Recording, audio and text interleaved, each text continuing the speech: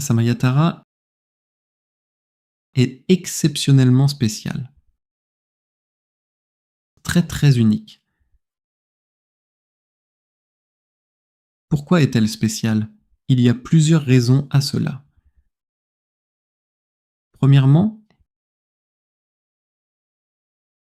il y avait le Sutra de Tara. Mais qui a expliqué le Sutra?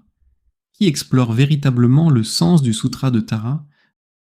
Cela n'est pas arrivé jusqu'à l'arrivée de Taranatha. Cela signifie que nous avons les prières à Tara, un petit peu d'enseignement. Tout ceci est incroyablement populaire.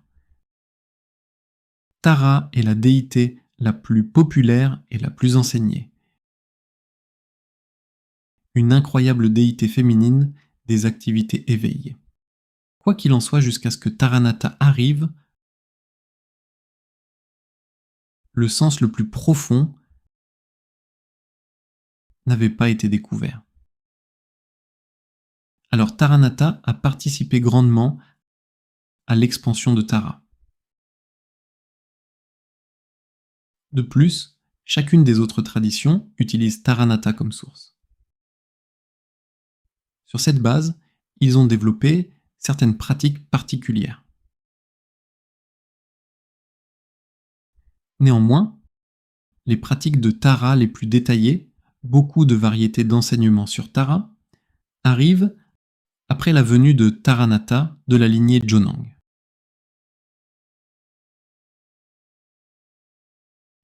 Alors par exemple, Lama Yunten Sangopo. Dans le passé, il fut le chef de tous les Jonang avant Jigme Dorje. Il a reçu plusieurs enseignements sur Tara, beaucoup de rituels et de pratiques. Mais aussi, avant son enseignement, Lama Lodre Drakpa, surnommé Mati, il a eu les plus développés. Il a créé l'extraordinaire rituel Drolmi Kaju et bien d'autres encore. Il était le frère du Dharma de mon lama. Ils ont étudié ensemble comme cela, c'est-à-dire qu'ils ont étudié ensemble auprès d'un seul et non auprès de tous leurs enseignants.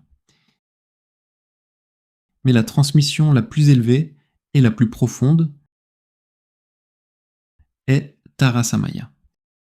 Si l'on souhaite pratiquer dans le contexte du yoga Tanta suprême de Tara, il faut se connecter à Tara-samaya. À Samaya Tara. Même si d'autres rituels sont connectés avec le Tantrayana, ils ne sont pas nécessairement connectés avec le plus haut. Et habituellement, il s'agit du Kriya Tantra, c'est-à-dire le Tantra de l'action. Cela ne va généralement pas plus haut. Mais Taranatha montre que Samayatara est associé au Tantra Yoga suprême et constitue un système complet à ce niveau. Mais de manière plus spéciale, c'est connecté avec les Tantras mères. C'est très spécial.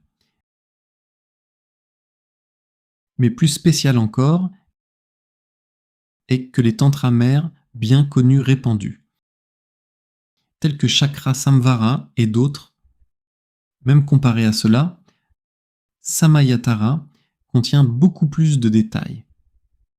C'est pour cela que c'est très spécial.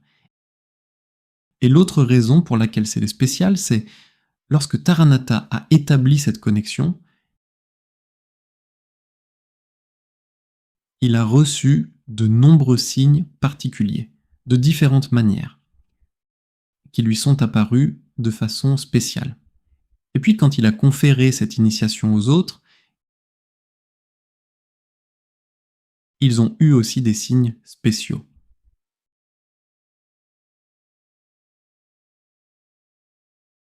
Un exemple de cela est Tai Situ, lorsqu'il l'a donné au Tai Situ, pas le Tai Situ actuel, mais Situ Panchen, l'incroyable Kagyupa. Quand il l'a transféré à lui, il lui disait « Quand vous recevez cette initiation de Samayatara, vous pourrez comprendre Gentong, Gentong Madhyamika. Et si vous pratiquez cette Tara, vos activités dharmiques fleuriront. Et ensuite, tout le monde en parlera. Situ Panchene rencontra alors un grand succès, une grande expansion. Alors c'est comme ça. Et puis il y avait Rigjin Chenpo, Katog Rigjin, qui a reçu cette initiation d'une manière très spéciale, j'ai entendu dire. Alors c'est pour cela que j'ai invité Katog Rigjin Chenpo à l'Institut Rimé en Australie. En 2018, il me semble, autour de cela. Et nous l'avons donc reçu à nouveau. J'ai reçu cette initiation avant, mais je n'y ai pas prêté trop d'attention.